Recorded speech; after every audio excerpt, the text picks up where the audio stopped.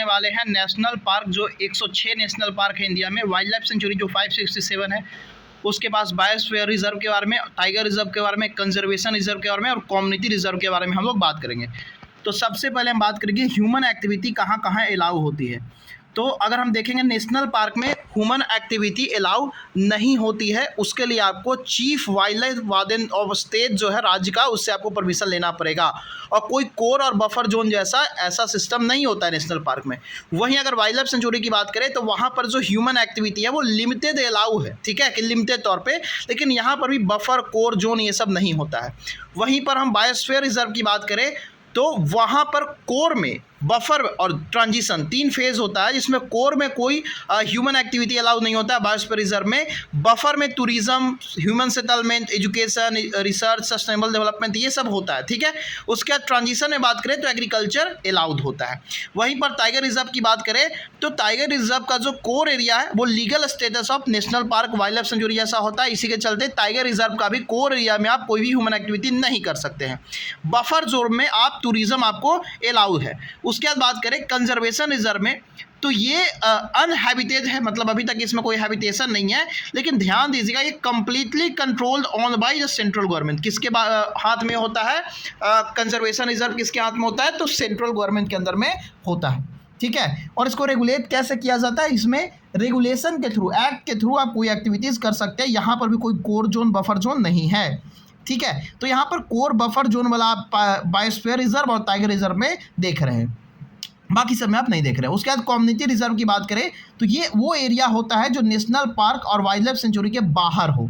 जैसे इसको कोई सरकार ऑन नहीं करती है, बल्कि कोई प्राइवेट इंडिविजुअल इसको ऑन करता है, ठीक है। लोकल कम्युनिटी है, इसमें का रिसोर्स यूज़ कर सकता है। नो ट्रेडिशनल प्रैक्टिस, खाली शिफ्टिंग कल्टीवेशन वगैरह नहीं किया जा सकता है। और यहाँ पर भी कोई कोर जोन बफर जोन ये सब चीज़ें नहीं है। तो core zone, buffer zone, transition zone ये सब आप सिर्फ और सिर्फ बायोस्फीयर रिजर्व और टाइगर रिजर्व में देख रहे हैं। तो इस बात को आप याद रखिएगा।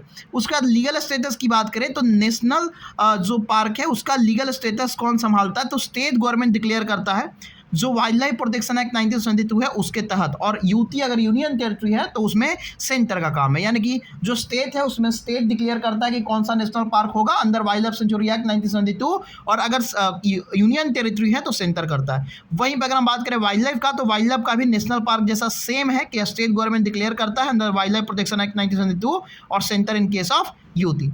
वहीं पर बात करें हम बायोस्फीयर रिजर्व का, किसका बात करें थे यहाँ पर? बायोस्फीयर रिजर्व का बात करें तो बायोस रिजर्व में ध्यान दीजिएगा, इसमें स्टेट गवर्नमेंट नहीं बल्कि इसमें सेंट्रल गवर्नमेंट बायोस्फीयर रिजर्व में डिक्लेयर करता है अंदर इन्वायरमेंटल प्रोटेक्शन एक्ट। ध्यान दीजिएगा ये ईपीए है, इन्वायरमेंटल प्रोटेक्शन एक्ट के तहत 1996 एंड यूनेस्को मैप प्रोग्राम के तहत।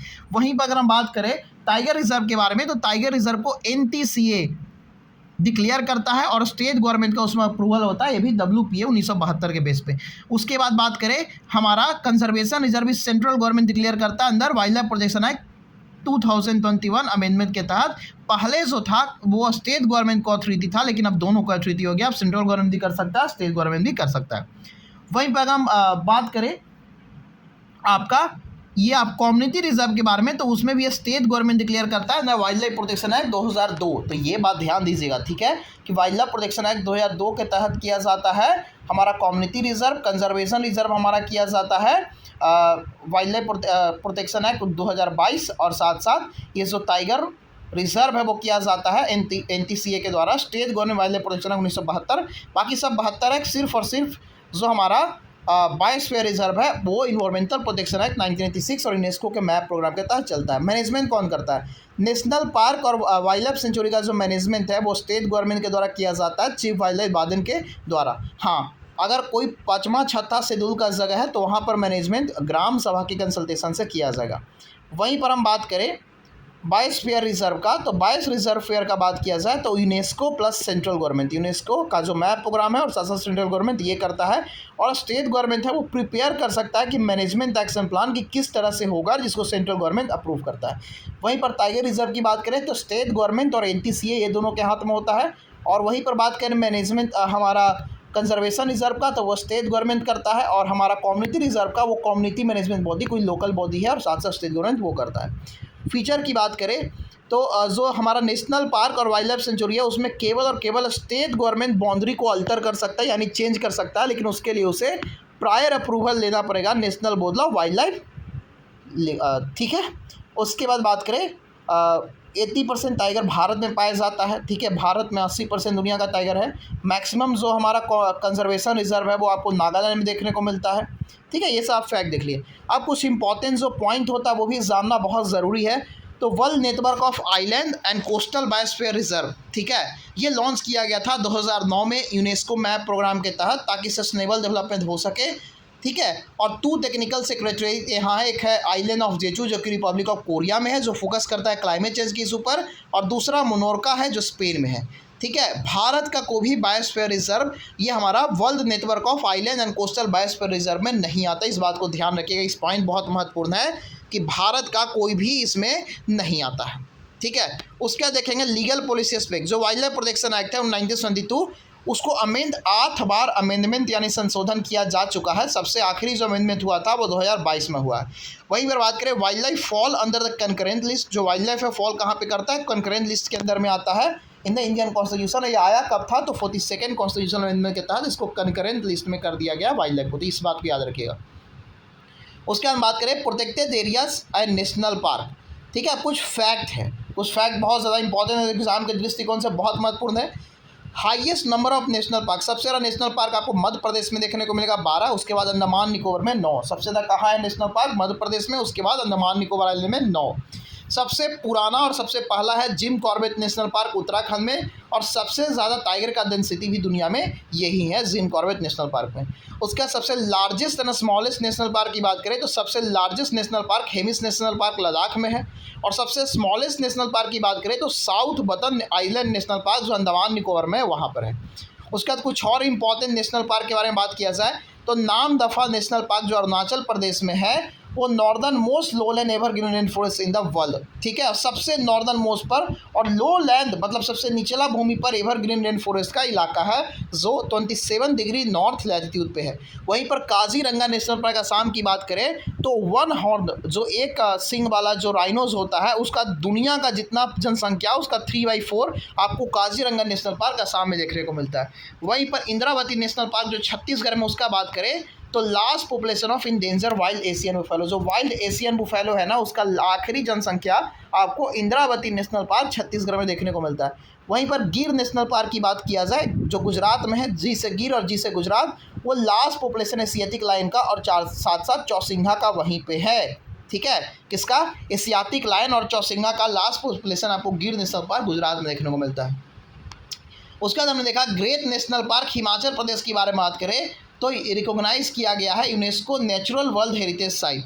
वहीं पर बनरघट्टा नेशनल पार्क जो कि कर्नाटक में है वो पहला बायोलॉजिकल पार्क भी बना है जो फेंस फॉरेस्ट एलिफेंट सेंचुरी बनाया जा रहा है। उसके बाद कान्हा नेशनल पार्क जो कि मध्य प्रदेश में है वो भूरसिंह और साथ साथ बारहसिंगा या भूरसिंह के लिए जो स्वयं डियर कहा जाता है उसके लिए प्रसिद्ध है कान्हा नेशनल पार्क मध्य प्रदेश। वहीं पर बात करें केबुल लेमजाओ नेशनल पार्क जो मणिपुर में है वो फ्लोटिंग नेशनल पार्क है, यानी फ्लोट करता है पानी के ऊपर और ये हैबिटेट ऑफ संगाई जो ब्रो एंटलेट डियर है वहीं पे पाया जाता है। बाल पखरम नेशनल पार्क जो मेघालय में है वो नोन होता है लैंड ऑफ स्पिरिट, वहाँ पर स्पिरिट लैंड का भूतों का भूमि माना जाता है। वहीं पे क्लाउडेड लियोपार्ड नेशनल पार्क जो त्रिपुरा में है, ठीक है। क्लाउडेड नेशनल पार्क कहाँ में है? त्रिपुरा में है, वो क्लाउडेड लियोपार्ड के नाम पर जाना गया है। गोविंद नेशनल पार्क उत्तराखंड में है जो भी स्नो लियोपार्ड प्रोजेक्ट के लिए वहाँ से मैनेज होता है। उसके बाद कुछ फैक्ट के बारे में हम बात करें तो हम बात करेंगे टाइगर रिजर्व के बारे में फैक्ट। हम टाइगर रिजर्व की बात करें तो highest number of tiger reserve ये भी मध्य प्रदेश में और महाराष्ट्र में है। सबसे लार्जेस्ट नागार्जुना सागर श्रीशैलम टाइगर रिजर्व आंध्र प्रदेश तेलंगाना में है। दूसरा सबसे स्मॉलेस्ट कौन है? बोर टाइगर रिजर्व महाराष्ट्र में। सबसे लार्जेस्ट नागार्जुना सागर श्रीशैलम और सबसे छोटा बोर टाइगर रिजर्व महाराष्ट्र। उसका तमिलनाडु एंड केरला में largest continuous population of tiger है, ठीक है। और नागार्जुना श्रीशैलम टाइगर रिजर्व में largest continuous critical tiger habitat वहीं पे है। सिमलीपाल टाइगर रिजर्व में डिक्लाइन कर रहा है टाइगर का पॉपुलेशन। एलिफेंट रिजर्व के बारे में बात करें तो तमिलनाडु और असम के पास सबसे ज़्यादा एलिफेंट रिजर्व है, 5 दोनों के पास है तमिलनाडु असम। सिंहभूम झारखंड है वो लार्जेस्ट है और पहला एलिफेंट रिजर्व है। तो पहला एलिफेंट रिजर्व कहाँ है? सिंहभूम झारखंड, और सबसे लार्जेस्ट बीच सिंहभूम झारखंड में ही देखने को मिलता है। और सबसे ज़्यादा कहाँ बना हुआ है तो सबसे ज़्यादा तमिलनाडु और असम में है। उसका रामसर साइट की बात करें तो सबसे ज़्यादा रामसर साइट आपको तमिलनाडु में देखने को मिलता है 14, उसके बाद उत्तर प्रदेश। सबसे लार्जेस्ट जो हमारा रामसर साइट है वो सुंदरबन वेटलैंड है वेस्ट बंगाल में, और सबसे छोटा है रेणुका वेटलैंड हिमाचल प्रदेश में। Highest number of biosphere reserve कहाँ में है, तो highest number of biosphere reserve जो है वो आपको मध्य प्रदेश और तमिलनाडु में देखने को मिलता है, दोनों में 3 है। और सबसे लार्जेस्ट स्मॉलेस्ट की बात करें तो सबसे लार्जेस्ट आपका बायोस्फीयर रिजर्व आपको ग्रेट रन ऑफ कच्छ में और में दिखता है, और उसके बाद गल्फ ऑफ मन्नार ये में आपको दिखता है। उसके बाद बात करें सबसे स्मॉलेस्ट असम में है। सबसे स्मॉलेस्ट क्या है, असम में है दिब्रू सैखोवा, असम में जो है वो सबसे स्मॉलेस्ट बायोस्फीयर रिजर्व है। उसके बाद कंजर्वेशन एफर्ट के बारे में बात किया जाए तो India first snow leopard conservation centre है जो इस्टेब्लिश हुआ है उत्तरकाशी फॉरेस्ट डिवीज़न उत्तराखंड में, और ये किसके साथ एसोसिएशन है, तो यूएनडीपी अंदर सेक्वर हिमालय प्रोजेक्ट के तहत।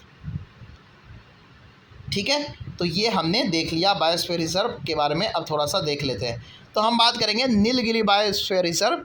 ठीक है, नीलगिरी बायो रिजर्व कहाँ में है, तो तमिलनाडु, केरला, कर्नाटक में है। ठीक है, भवानी मोयर काबनी के पास। और इंदमिक फ्लोरा वहाँ का क्या है, 16 फॉरेस्ट, सैंडलवुड भी नीलगिरी में मिलता है, 16 फॉरेस्ट मिलता है, वंदा मिलता है। और इनमें फाउना का बात करें तो largest known population of Nilgiri, ठीक है, नीलगिरी तहर, और साथ साथ नीलगिरी तंगूर और लायन टेल मके। ये भी सवाल आता है, लायन टेल मके जो है कहाँ फाउंड किया जाता है, तो आपको नीलगिरी में मिलता है। नीलगिरी के बारे में एक बात और खासियत है कि जो वेस्टर्न घाट है और ईस्टर्न घाट है दोनों आकर मिलता है नीलगिरी पे। उसके बाद ये फर्स्ट बायोस्फीयर रिजर्व था जो 1986 में बनाया गया था। क्या था, फर्स्ट बायोस्फीयर रिजर्व जो 1986 में बनाया गया है। ठीक है, उसके बाद बात करें हम गल्फ ऑफ मन्नार, ये तमिलनाडु में है, यहाँ पर 21 आइलैंड है। ठीक है, और ये सेकेंड लार्जेस्ट बायोस्फीयर रिजर्व है गल्फ ऑफ कच्छ के बाद। और यहाँ पर कौन सा आपको फ्लोरा देखने को मिलता है, तो सी ग्रास, जातपुरा, मॉर्निंग ग्लोरी। और फौना की बात करें तो दुगोंग्स जिसको सी काऊ कहा जाता है, सी टर्टल। और ये फैक्ट के बारे में बात किया जाए तो फर्स्ट मैरीन बायोस्फीयर रिजर्व है ऑफ इंडिया एंड एशिया। ठीक है, मतलब मैरीन में यानी ओशियन में बनने वाला ये पहला है, इसको 2001 में दर्जा मिला।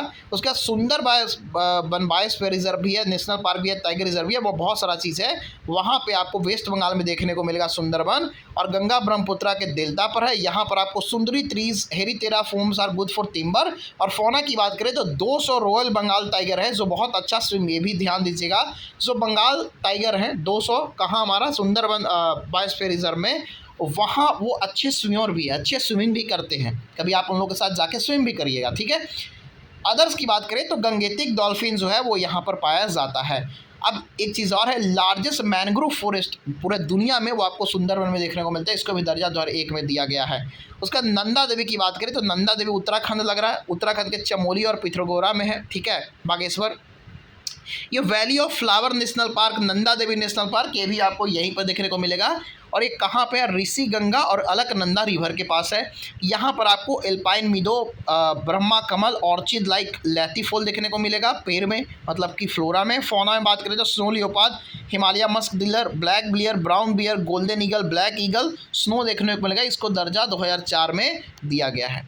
उसके बात करें हम एक कॉक के बारे में भी है कि कॉक भी आपको देखने को मिलता है, मुर्गा इस तरह से मुर्गा।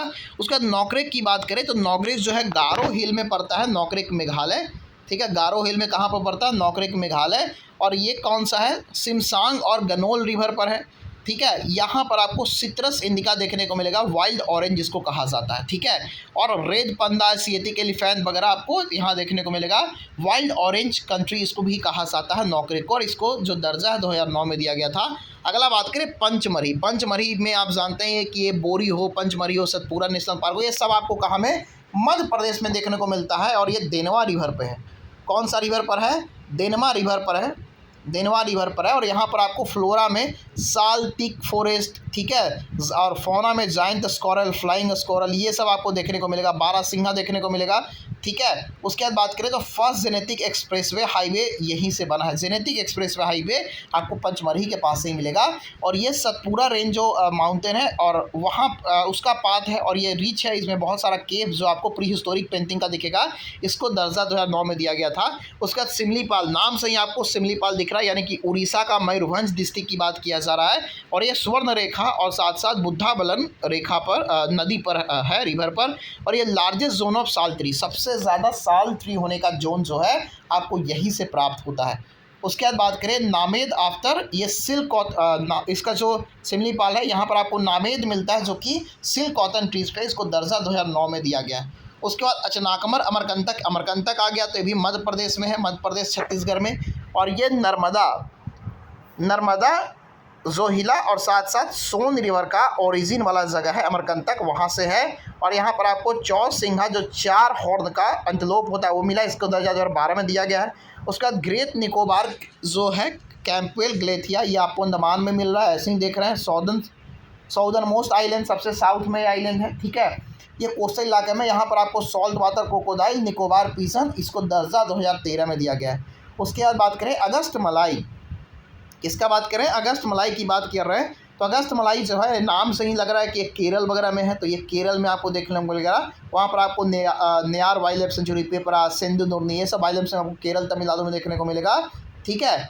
और ये कौन सा नदी पे, थामीराबारानी और नीलगिरी तहर और मालाबार सीबेत यहीं पर आपको देखने को मिलेगा, इसको दर्जा 2016 में दिया गया है, ठीक है। उसके बाद बात करें कंचनजंगा, ये आपको सिक्किम में देखने को मिलेगा।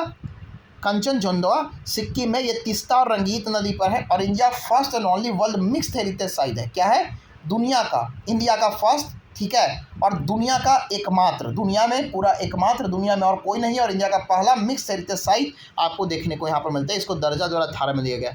अगला पन्ना, पन्ना भी नाम से मध्य प्रदेश लग रहा है तो ये भी मध्य प्रदेश में है, ठीक है। ये केन रिवर पर है और यहाँ पर आपको टीक फॉरेस्ट और घड़ियाल देखने को मिलेगा और 2020 में इसको दर्जा दिया गया है। अगला है कोल्ड डिजर्ट, क्या है आपका, कोल्ड डिजर्ट। कोल्ड डिजर्ट आपको कोई ठंडा जगह पे मिलेगा, यानी कि आपको हिमाचल प्रदेश में देखने को आपको मिलेगा। और ये चंद्रभागा स्पीति नदी पर है और यहाँ पर कहा जाता है कि हार्शेस्ट क्लाइमेट है अमंग ऑल बायोस्फीयर रिजर्व, इसको दर्जा 2025 में दिया गया है, ठीक है। उसके बाद बात करें दिबांग, ये अरुणाचल प्रदेश का है, ठीक है।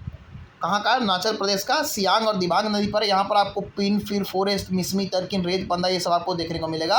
और फैक्ट क्या है, ईदू मिसमी ट्राइब भी आपको यहीं पर देखने को मिलता है। मानस की बात किया जाए तो मानस आपको असम में देखने को मिलेगा। कौन सा रिवर पर है, मानस नदी पर है, इसलिए इसको मानस नाम है, ठीक है। यहाँ पर आपको पिग्मी हॉक देखने को मिलेगा। क्या देखने को मिलेगा, पिग्मी हॉक देखने को मिलेगा और ये UNESCO natural world heritage site में मानस को दर्जा दिया गया है।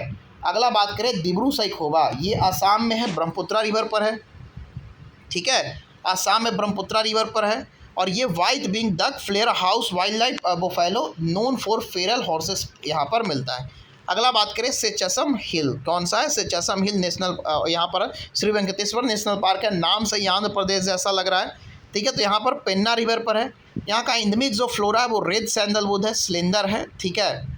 उसके बाद बात करें फेमस रेड सैंडर्स के लिए, रेड सैंडर से बहुत ज़्यादा प्रसिद्ध है।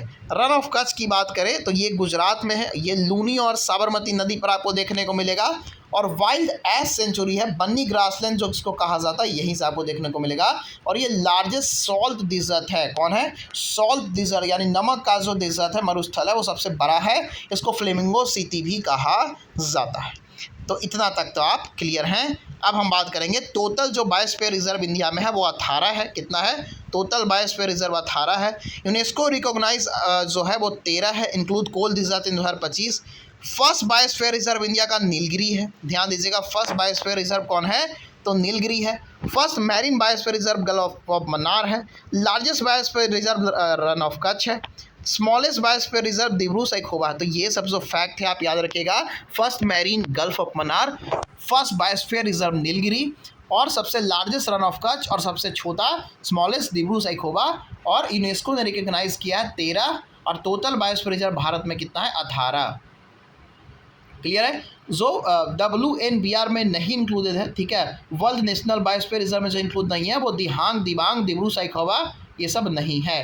अगला बात करें Nilgiri biosphere reserve, Agastya biosphere reserve, Nanda Devi biosphere reserve, Sundarban reserve, and Kanchenjunga are the biosphere reserve associated by UNESCO world heritage site. ठीक है, ये भी बहुत इंपॉर्टेंट पॉइंट है कि यूनेस्को का जो वर्ल्ड हेरिटेज साइट है उसमें आपको नीलगिरी देखने को मिलेगा, अगस्त मलाई देखने को मिलेगा, नंदा देवी देखने को मिलेगा। ठीक है, नंदा नील अगस्त, ठीक है, नंदा नील अगस्त, इसका सुंदरबन और कंचनजंगा बायोस्फीयर रिजर्व आपको देखने को मिलेगा। अब हम बात करेंगे रामसर साइट के बारे में। ठीक है, किसका बात करेंगे? रामसर साइट के बारे में बात करेंगे एक एक करके। ठीक है, किसका बात करेंगे? रामसर साइट के बारे में बात करेंगे। और इस क्लास को हम रामसर साइट से इफेक्ट समाप्त हो जाएगा। तो मैक्सिमम नेशनल पार्क कहाँ था? मध्य प्रदेश में। मैक्सिमम टाइगर रिजर्व भी कहाँ था? मध्य प्रदेश में। मैक्सिमम जो रामसर साइट है वो तमिलनाडु में। मैक्सिमम जो एलिफेंट रिजर्व है वो तमिलनाडु का साम में, ये सब फैक्ट है। मैक्सिमम जो वाइल्ड लाइफ है वो अंडमान एंड निकोबार एंड महाराष्ट्र में है। ठीक है, ये सब फैक्ट एकदम याद रखिएगा, ये सब फैक्ट एकदम याद रखिएगा। एक ही वीडियो में आपको पूरा फैक्ट दिया जा रहा है। ठीक है, तो रामसर कन्वेंशन के बारे में हम बात करेंगे नेक्स्ट वीडियो में। ठीक है, इतना ही आज के लिए, इतना ही। Thank you so much.